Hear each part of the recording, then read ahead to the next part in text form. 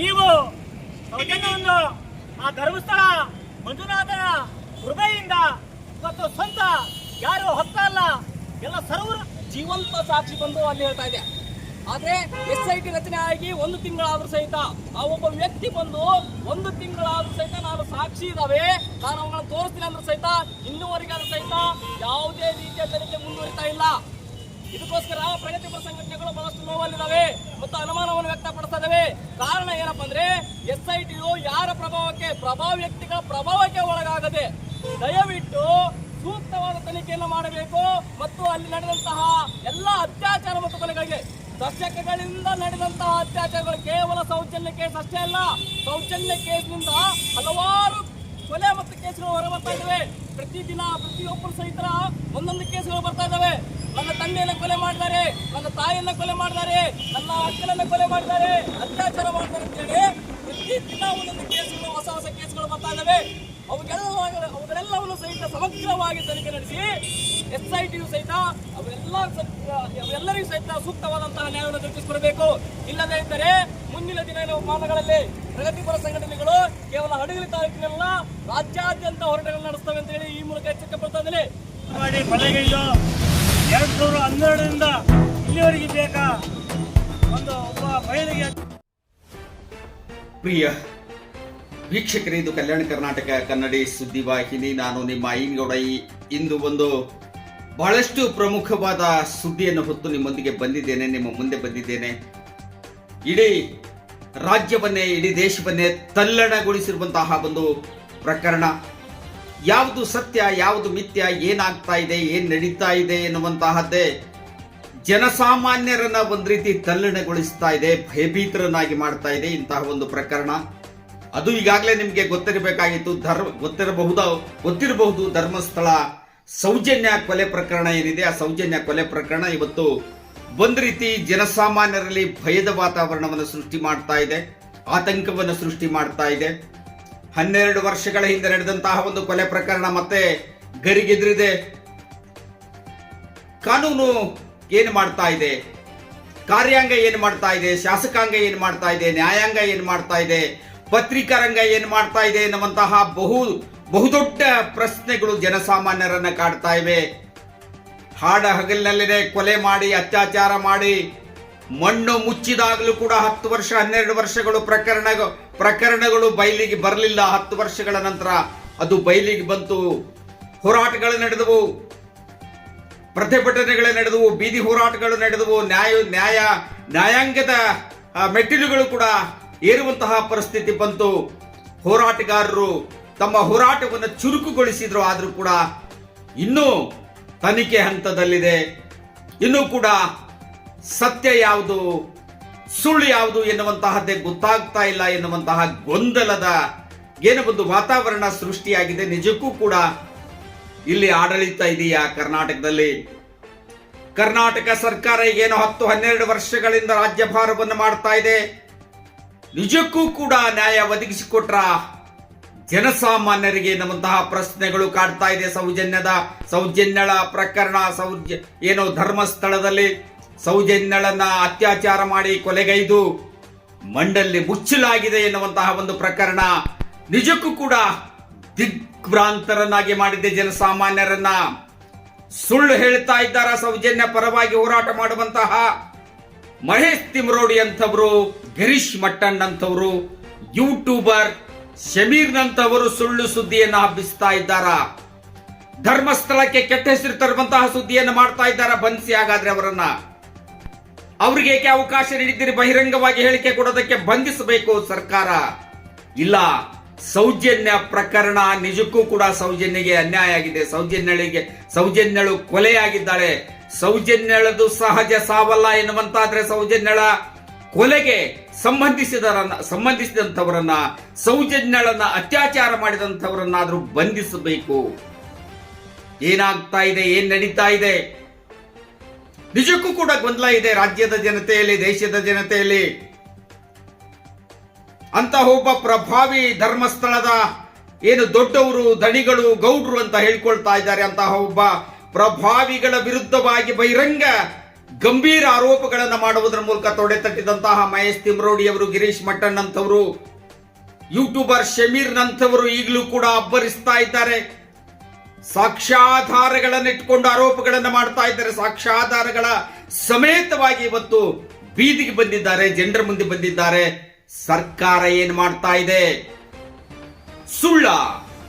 ಸುಳ್ಳು ಆರೋಪಗಳನ್ನು ಮಾಡೋದಾದ್ರೆ, ಸುಳ್ಳು ಸುದ್ದಿಗಳನ್ನು ಬಿತ್ತರಿಸೋದಾದ್ರೆ, ಸುಳ್ಳು ಏನು ಒಂದು ದಾರಿ ತಪ್ಪಿಸುವಂತಹ ಸಮಾಜವನ್ನು ದಾರಿ ತಪ್ಪಿಸುವಂತಹ ಕೆಲಸವನ್ನು ಮಾಡೋದಾದ್ರೆ ತಿಮ್ರೋಡಿಯವರಿಗೂ, ಗಿರೀಶ್ ಮಟ್ಟಣ್ ಅವರಿಗೂ, ಶಮೀರ್ ಅಂತವರಿಗೂ ಶಿಕ್ಷೆಯನ್ನ ನೀಡಿ. ಇಲ್ಲ, ಅವರು ಹೇಳ್ತಾ ಇರುವುದು ಸತ್ಯ, ಅವರ ಮಾತಿನಲ್ಲಿ ಸತ್ಯ ಇದೆ, ಅವ್ರು ಹೇಳ್ತಿರುವಂತಹದ್ದು ಸತ್ಯ ಎನ್ನುವಂತಹ ನಂಬಿಕೆ ಸರ್ಕಾರ ನ್ಯಾಯಾಂಗಕ್ಕೆ ಇದ್ರೆ ಅದನ್ನ ತನಿಖೆ ಮಾಡಿಸಿ. SIT ಯನ್ನ ರಚಿಸಿದ್ದೀರಿ. ಏನ್ ಮಾಡ್ತಾ ಇದೆ SIT? ಪಾರದರ್ಶಕವಾದ ತನಿಖೆ ನಡೀತಾ ಇದೆನಾ? ನೆಪ ಮಾತ್ರಕ್ಕೆ SIT ರಚನೆಯಾಗಿದೆಯಾ? ಏನು ಹೇಳೋದಕ್ಕೆ ಹೊರಟಿದ್ದೀರಿ ಸಿದ್ದರಾಮಯ್ಯನವರೇ, ಗೃಹ ಸಚಿವರಾದಂತಹ ಪರಮೇಶ್ವರ್ ಅವರೇ? ಒಂದು ಹೆಣ್ಣಿಗೆ ಅನ್ಯಾಯವಾಗಿದೆ, 16 ಹೆಣ್ಣು ಜೀವಗಳು ಮಣ್ಣಲ್ಲಿ ಮಣ್ಣಾಗಿ ಹೋಗಿವೆ. ತಮ್ಮ ಉತ್ತಮವಾದಂತಹ ಭವಿಷ್ಯವನ್ನು ರೂಪಿಸಿಕೊಂಡು ಸಮಾಜಕ್ಕೆ ಕಣ್ಣಾಗಬೇಕಾಗಿದ್ದಂತಹ ಹೆಣ್ಣುಗಳು ಅನಾಥ ಶವವಾಗಿ ಬಿದ್ದು ಮಣ್ಣಲ್ಲಿ ಹೂತೋಗಿರುವಂತಹ ಸಂದರ್ಭದಲ್ಲಿ ಈಗಲೂ ಕೂಡ ತನಿಖೆ ಮಾಡ್ತೀವಿ, ನೋಡ್ತೀವಿ, ಬಂಧಿಸ್ತೀವಿ. ಏನು ಎತ್ತ ಸಾಗ್ತಾ ಇದೆ ನಿಮ್ಮ ಆಡಳಿತ? ಹಿಂದೆ ಆಡಳಿತ ನಡೆಸಿದಂತಹ ಬಿಜೆಪಿ ಹೀಗೇನೆ ಕಾಲಹರಣ ಮಾಡಿ ಹೊರಟೋಯ್ತು. ನಿಜಕ್ಕೂ ಕೂಡ ಸಿದ್ದರಾಮಯ್ಯನವರೇ, DK ಶಿವಕುಮಾರ್ ಅವರೇ, ಪರಮೇಶ್ವರ್ ಅವರೇ, ನಿಜಕ್ಕೂ ಕೂಡ ಸೌಜನ್ಯಳಿಗೆ ಅನ್ಯಾಯ ಆಗಿದ್ದೇ ಸತ್ಯ ಆದ್ರೆ ಧರ್ಮಸ್ಥಳದಲ್ಲಿ ಅಣ್ಣಪ್ಪ ಮಂಜುನಾಥ ನೆಲೆಸಿರುವಂತಹದ್ದೇ ಸತ್ಯ ಆದ್ರೆ ನಿಮಗೆ ಉಳಿಗಾಲವಿಲ್ಲ. ಒಂದು ಹೆಣ್ಣಿಗೆ ನ್ಯಾಯ ಕೊಡಿಸುವಂತಹ ತಾಕತ್ತಿಲ್ಲದೆ ಇದ್ರೆ ಯಾಕೆ ರಾಜ್ಯಭಾರವನ್ನು ಮಾಡ್ತಾ ಇದ್ದೀರಿ? ಯಾರಿಗೆ ರಕ್ಷಣೆ ಇದೆ? ಯಾರಿಗೆ ರಕ್ಷಣೆ ಕೊಡ್ತಾ ಇದ್ದೀರಿ? ದುಡ್ಡಿದ್ದವರಿಗೆ, ಅಧಿಕಾರ ಇದ್ದವರಿಗೆ, ಹಣ ಇದ್ದಂಥವರಿಗೆ ನಿಮ್ಮ ರಕ್ಷಣೆನ. ನಿಮ್ಮ ಸರ್ಕಾರದಲ್ಲಿ ಜನಸಾಮಾನ್ಯರಿಗೆ ರಕ್ಷಣೆ ಇಲ್ವಾ? ಯಾಕೆ ಗೊಂದಲವನ್ನು ಸೃಷ್ಟಿ ಮಾಡ್ತಾ ಇದ್ದೀರಿ? ತಗೊಳ್ಳಿ ತೀರ್ಮಾನವನ್ನ. SIT ಏನ್ ಮಾಡ್ತಾ ಇದೆ? ತನಿಖೆ ಚುರುಕುಗೊಳ್ಳಲಿ, ಸತ್ಯ ಹೊರಗೆ ಬರಲಿ. ಇಲ್ಲ, ಸುಳ್ಳು ಆರೋಪವನ್ನು ಮಾಡ್ತಿರುವಂತಹ ಹೋರಾಟಗಾರರ ವಿರುದ್ಧವಾದರೂ ಕೇಸ್ ಹಾಕಿ ಅವ್ರನ್ನ ಜೈಲಿಗೆ ಹಾಕಿ ಬಾಯಿ ಮುಚ್ಚಿಸಿ. ಇಲ್ಲ, ಅವ್ರು ಹೇಳ್ತಾ ಇರುವುದು ಸತ್ಯ ಅನ್ನೋದಾದ್ರೆ ಇವರನ್ನ ಬಂಧಿಸಿ. ನಿಜಕ್ಕೂ ಕೂಡ ಒಂದು ಅಸಮರ್ಥವಾದಂತಹ ಆಡಳಿತ ನಿಮ್ದು. ಸಮರ್ಥವಾಗಿ ಆಡಳಿತವನ್ನು ಮಾಡಿದ್ರೆ ಇಷ್ಟೊತ್ತಿಗಾಗಲೇ ಈ ಪ್ರಕರಣ ಒಂದು ಹಂತ ಕಂಡು ಹೋಗ್ತಾ ಇತ್ತು. ಸಮರ್ಥವಾದ ಆಡಳಿತವನ್ನು ಮಾಡೋದಕ್ಕೆ ಬಿಡುತ್ತಾ ಇಲ್ಲ. ಪ್ರಭಾವಿಗಳಿಗೆ ಮಣಿದಿದೆ ಸರ್ಕಾರ ಎನ್ನುವಂತಹ ಗಂಭೀರ ಆರೋಪಗಳು ಕೂಡ ಕೇಳಿ ಬರ್ತಾ ಇವೆ. ಇಂತಹ ಒಂದು ಪ್ರತಿಭಟನೆ ಇವತ್ತು ಕಲ್ಯಾಣ ಕರ್ನಾಟಕ, ಉತ್ತರ ಕರ್ನಾಟಕ ಭಾಗದಲ್ಲಿ ಕೂಡ ಚುರುಕುಗೊಂಡಿವೆ, ಆಕ್ರೋಶಗೊಂಡಿದೆ. ಕಲ್ಯಾಣ ಕರ್ನಾಟಕ, ಉತ್ತರ ಕರ್ನಾಟಕದ ಭಾಗಗಳ ಜನರು ಕೂಡ ಇವತ್ತು ರೊಚ್ಚಿಗೆದ್ದಿದ್ದಾರೆ. ಧರ್ಮಸ್ಥಳದ ಕೊಲೆ ಪ್ರಕರಣಗಳ ಬಗ್ಗೆ, ಅತ್ಯಾಚಾರ ಪ್ರಕರಣಗಳ ಬಗ್ಗೆ, ವಿಜಯನಗರ ಜಿಲ್ಲೆ ಹೂವಿನಡಗಲಿ ಪಟ್ಟಣದ ಶಾಸ್ತ್ರಿ ವೃತ್ತದಲ್ಲಿ ಇವತ್ತು ರೈತ ಸಂಘಗಳು ಸೇರಿದಂತೆ ಪ್ರತಿಭಟನೆ, ಪ್ರಗತಿಪರ ಸಂಘಟನೆಗಳೆಲ್ಲವೂ ಕೂಡ ಆರ್ಭಟಿಸಿದವು, ಆಕ್ರೋಶವನ್ನು ವ್ಯಕ್ತಪಡಿಸಿದವು. ಸೌಜನ್ಯಳಿಗೆ ನ್ಯಾಯ ಸಿಗಬೇಕು. ಸೌಜನ್ಯಳ ಕೊಲೆ, ಅತ್ಯಾಚಾರವನ್ನ ಮಾಡಿದಂತವರಿಗೆ ಗಡಿಪಾರಾಗಬೇಕು, ಗಲ್ಲು ಶಿಕ್ಷೆ ವಿಧಿಸಬೇಕು, ಅವರನ್ನ ಗುಂಡಿಕ್ಕಿ ಕೊಲ್ಲಬೇಕು ಎನ್ನುವಂತಹ ಆಕ್ರೋಶದ ಮಾತುಗಳು ಕೇಳಿ ಬಂದವು. ಬನ್ನಿ ಮಾತನಾಡಿದ್ದಾರೆ, ಕೇಳೋಣ. ಸಂಘಟಿತರು, ಹೋರಾಟಗಾರರು, ರೈತ ಸಂಘದ ಅಧ್ಯಕ್ಷರಾದಂತಹ ಸಿದ್ದಪ್ಪ AFTCಯ ಏನೋ ಒಂದು ಸಂಸ್ಥೆ, ಬಸವರಾಜ್, ಕೊಟ್ಟೂರಿನ ರೈತ ಸಂಘದ ಕಾರ್ಯದರ್ಶಿ ಮಲ್ಲಿಕಾರ್ಜುನ್ ಸೇರಿದಂತೆ ಎಲ್ಲರೂ ಕೂಡ ಇವತ್ತು ತಮ್ಮ ಮನವಿ ಪತ್ರವನ್ನು ಅರ್ಪಿಸಿದ್ರು ತಹಸೀಲ್ದಾರ್ಗೆ. ಕೂಡಲೇ ಶಮೀರ್ ಅವರಿಗೆ, ಏನೋ ಒಂದು ಯೂಟ್ಯೂಬರ್ ಶಮೀರ್ ಇದ್ದಾರೆ, ಅವರ ಶಮೀರ್ಗೆ ತಿಮ್ರೋಡಿ ಅವರಿಗೆ, ಮಹೇಶ್ ಇವರೇನೋ ಇವರು ಮಠಂಡವರಿಗೆ ರಕ್ಷಣೆಯನ್ನ ನೀಡಬೇಕು ಸರ್ಕಾರ. ಸೌಜನ್ಯಳ ಕೊಲೆ ಮಾಡಿದಂತ ಆರೋಪಿಗಳಿಗೆ ಅವರನ್ನ ಶಿಕ್ಷಿಸಬೇಕು ಎನ್ನುವಂತಹ ಒಂದು ಆಕ್ರೋಶದ ಮಾತುಗಳನ್ನ ಹೇಳುವುದರ ಮೂಲಕ ತಹಸೀಲ್ದಾರ್ ಆದಂತಹ ಸಂತೋಷ್ ಕುಮಾರ್ ಅವರಿಗೆ ಮನವಿಯನ್ನು ಸಲ್ಲಿಸಿದ್ದಾರೆ. ಬನ್ನಿ ಕೇಳೋಣ.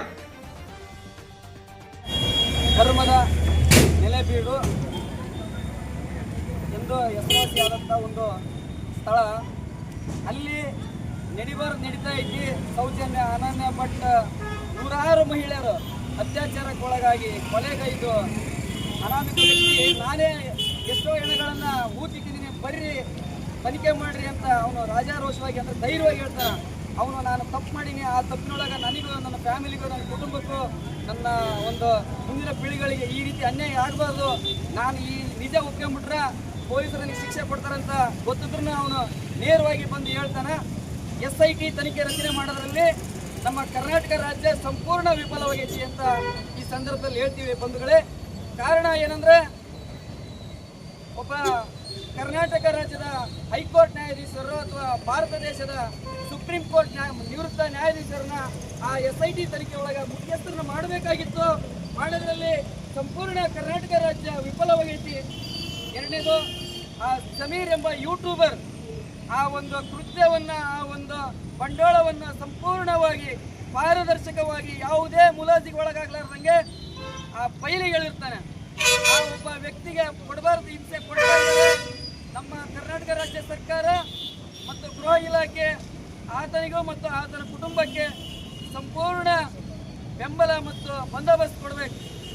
ಮೂರನೇದು, ಸಂತೋಷ್ ರಾವ್ ಎಂಬ ವ್ಯಕ್ತಿ ಒಬ್ಬ ಅರೆಹುಚ್ಚ ಮತ್ತು ಆತ ಒಬ್ಬ ಮಾನಸಿಕ ಅಸ್ತವ್ಯಸ್ತ ಅಂತ ಗೊತ್ತಿದ್ರು ಅವತ್ತಿನ ಅಲ್ಲಿನ ತನಿಖಾಧಿಕಾರಿಗಳು ಅವನು ಒಬ್ಬ ಅರೆಹುಚ್ಚ ಅಂತ ಗೊತ್ತಿದ್ರು ತಗೊಂಡ್ಬಂದು ಜೈಲಿಗೆ ಹಾಕಿ ಅವನ್ನ ಕೊಡಬಾರ್ದು ಹಿಂಸೆ ಕೊಟ್ಟು ಒಳಗಾಕ್ತಾರೆ.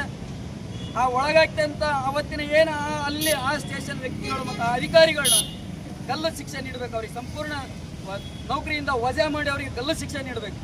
ಆವಾಗ ಸೌಜನ್ಯ ಮತ್ತು ಅನನ್ಯ ಭಟ್ ಮತ್ತು ನೂರಾರು ಮಹಿಳೆಯರ ಸಾವಿಗೆ ನ್ಯಾಯ ಸಿಗ್ತತಿ ಅನ್ನೋದೊಂದು ಭರವಸೆ ಸಿಗ್ತತಿ.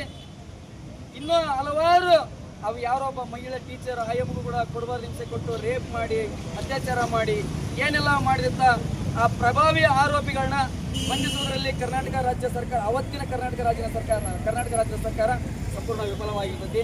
ಹಾಗಾಗಿ ಇನ್ನು ಈ SIT ತನಿಖೆ ಚುರುಕಾಗಿ ತನಿಖೆ ಮಾಡಬೇಕು. ಆ ACBರು CBIನರು ಆ ಸಂತೋಷ್ ರಾವ್ ನಿರಪರಾಧಿ ಎಂದು ಜಡ್ಜ್ಮೆಂಟ್ ಮಾಡ್ತೈತಿ. ಜಡ್ಜ್ಮೆಂಟ್ ಮಾಡಿದ ಮೇಲೆ ಪ್ರಭಾವಿ ಆರೋಪಿಗಳು ಯಾರಿದ್ದು ಮತ್ತೆ ಹಚ್ಚಿ ಅವರಿಗೆ ಜೀವಾವಧಿ ಶಿಕ್ಷೆ ಆಗಿರಲಿ, ಕಠಿಣ ಶಿಕ್ಷೆ ಆಗಿರಲಿ ಕೊಟ್ಟು ಅವರ ಸಂಪೂರ್ಣ ಆಸ್ತಿನ ಕರ್ನಾಟಕ ರಾಜ್ಯ ಸರ್ಕಾರ ಮುಟ್ಟುಗೋಲು ಹಾಕಬೇಕಂತ ಈ ಸಂದರ್ಭದಲ್ಲಿ ಈ ಹೋರಾಟದ ಮುಖಾಂತರ